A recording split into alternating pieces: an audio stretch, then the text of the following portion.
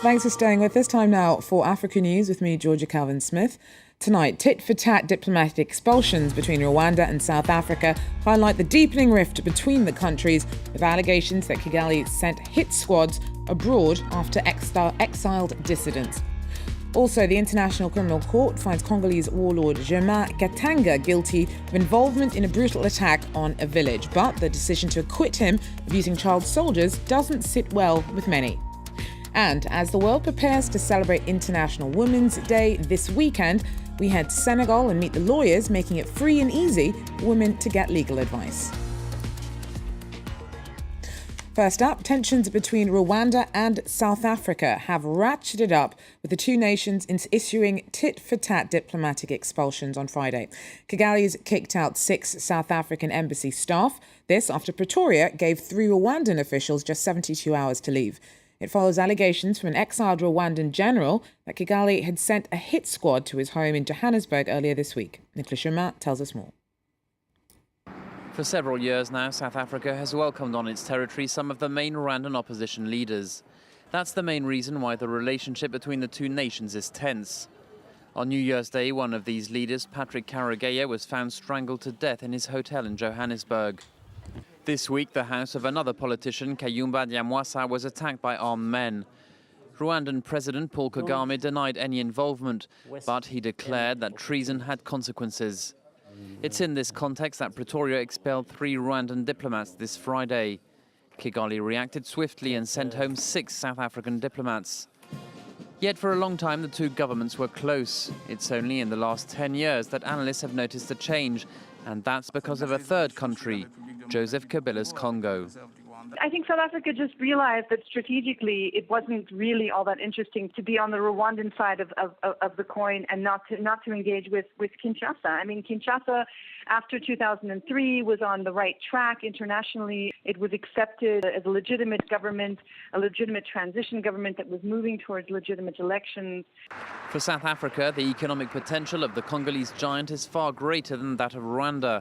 Last year, President Jacob Zuma signed a deal with his counterpart, Joseph Kabila, promising to buy electricity from a huge Congolese hydroelectric project called Inga. Their cooperation is also military. In 2013, South African troops helped the Congolese army defeat the M23 rebels.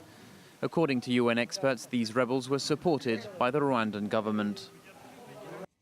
Day 5 of the murder trial of South African Olympian Oscar Pistorius, and today the judge heard testimony from his ex-girlfriend who said that he'd once fired his gun from the sunroof of his car. Samantha Taylor claimed the track star did so after a police officer stopped him for speeding. She was testifying over a lesser charge of reckless handling of a firearm, but claimed that he always had his on him. Pistorius denies deliberately shooting his girlfriend Reva Steenkamp dead last Valentine's Day. He says he mistook her for an intruder. If found guilty, he could face life in prison. Human rights campaigners are calling on Niger to explain why it changed its mind about handing over the son of Libya's former strongman to Tripoli. Muammar Gaddafi's son, al-Sadi, had been granted asylum on humanitarian grounds in Niger. Libya had repeatedly called for his extradition, but that only happened earlier this week. He will now face trial on charges of murder and repression during the 2011 uprising against his father. Niger says it has faith in the rule of law in Libya's new administration and wants to improve ties with Tripoli. At the time, we feared that if we handed these people back, they would be killed.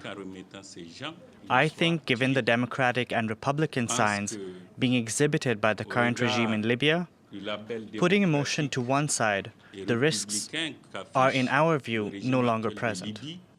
C'est des risques qui, après l'émotion, ne sont pas, à notre avis, encourus. A Congolese rebel leader has been convicted of being an accessory in a bloody attack on a village in 2003. Nicknamed Simba, Germain Katanga is only the second person to be convicted by the International Criminal Court since it was set up in 2002. After months of hearings, Germain Katanga, DR Congolese warlord who faced trial at the International Criminal Court in The Hague, listened to Judge Cott's verdict. Germain Katanga was found guilty of war crimes committed in the Ituri province of DR Congo.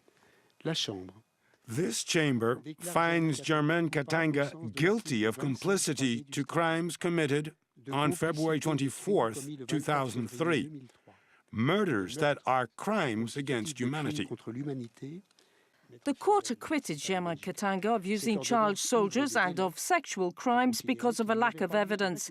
Germaine Katanga was the commander of the Patriotic Resistance Force of Ituri that led an attack against the village of Bogoro in February 2003 in the northeast of DR Congo. The militia killed 200 people, raped, pillaged and destroyed the village. The attack was supported by the Lendu ethnic group against the villagers from the Hema ethnic group. Inter-ethnic violence between the two groups left 60,000 people dead. Well, for more on the Katanga verdict, we're joined now from Kinshasa by ALAIN UAYKANI. He's a former child soldier for the UPC militia, one of those that rivaled Katanga's fighters. While the UPC's leader, Thomas Lubanga, was also condemned, but unlike Katanga, was found guilty of recruiting children. He joined us now. ALAIN, thanks very much for speaking to us. Now, despite numerous witness testimony, Katanga was acquitted of using child soldiers. What's your reaction to that decision?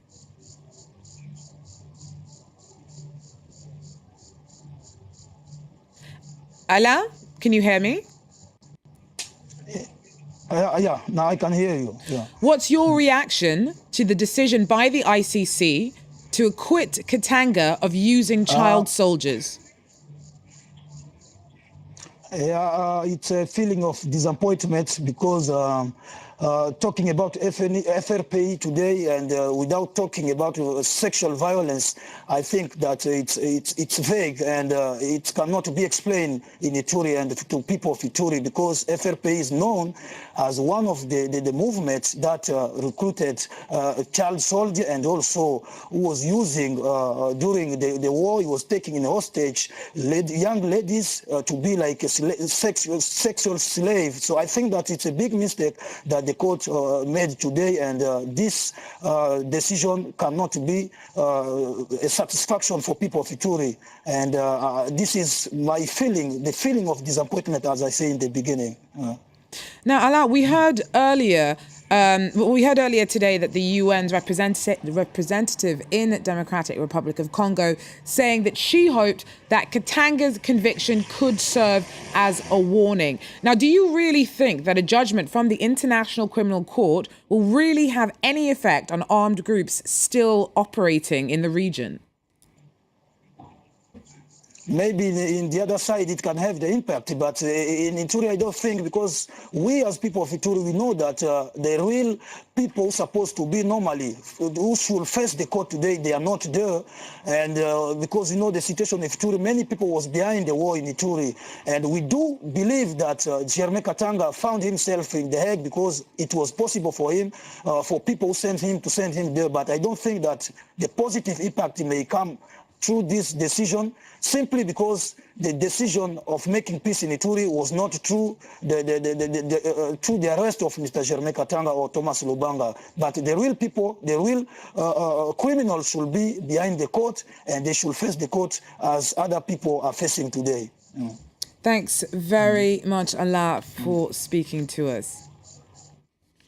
Well, that wraps up African news from me for now. You're going to have to join us when I'm back in about 45 minutes for more on efforts in Senegal to provide free and easy legal advice to women. This is The World Prepares to celebrate International Women's Day this Saturday. But for now, that's it. I'll hand you back to my team for more news and headlines from around the world. Take care.